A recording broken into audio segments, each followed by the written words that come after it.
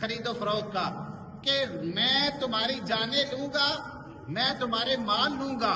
حالانکہ رب مالک ہے ہمارا، ہماری جانوں کا بھی مالک ہے، ہمارے مالوں کا بھی مالک ہے، حقیقی مالک وہی ہے. لیکن رب اس کے باوجود ہمیں عطا کر کے وہی جان جو اس نے عطا کی، ہمیں عطا کر کے وہی مال جو اس نے ہمیں عطا فرمایا دے بھی وہ رہا ہے، پھر ساتھ بیع بھی کر رہا ہے، پھر ساتھ خرید و فروخت بھی کر رہا ہے.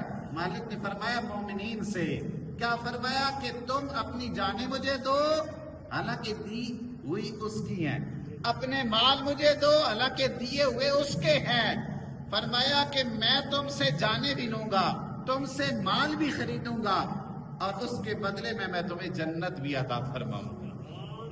اس کے بدلے میں تمہیں جنت بھی عطا فرماؤں گا. رب نے ہمارے ساتھ جو بیع کی ہے کتنی اچھی بیع ہے، کتنی پیاری بیع. آقا رحمت نور مجسم صلی اللہ علیہ وآلہ وسلم نے جب یہ تصور پیش کیا تو انصار کے 70 آدمی مکے میں آئے اور رات کی تنہائی میں آقا رحمت صلی اللہ علیہ وآلہ وسلم کے دست مبارک پر انہوں نے بیعت کی، جسے بیعت عقبہ ثانیہ کہا جاتا ہے. تو اس وقت حضرت عبداللہ بن رواحہ نے عرض کی تھی، جو میں نے پچھلی جمعہ پہ بیان کیا، عرض کیا ہے اللہ کے نبی جو شرط آپ اپنے رب کے لیے اور اپنی ذات کے لیے ہم سے منوانا چاہتے ہیں منوا لیجئے.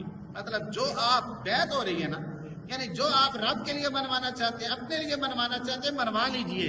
تو آقا رحمت صلی اللہ علیہ وآلہ وسلم نے ارشاد فرمایا اللہ کے لیے تو یہ شرط ہے کیا انتا بدوہ ولا تشرکوا بہ شیئا، کہ تم صرف اسی کی عبادت کرو، اس کے ساتھ کسی کو شریک نہ ٹھہراؤ.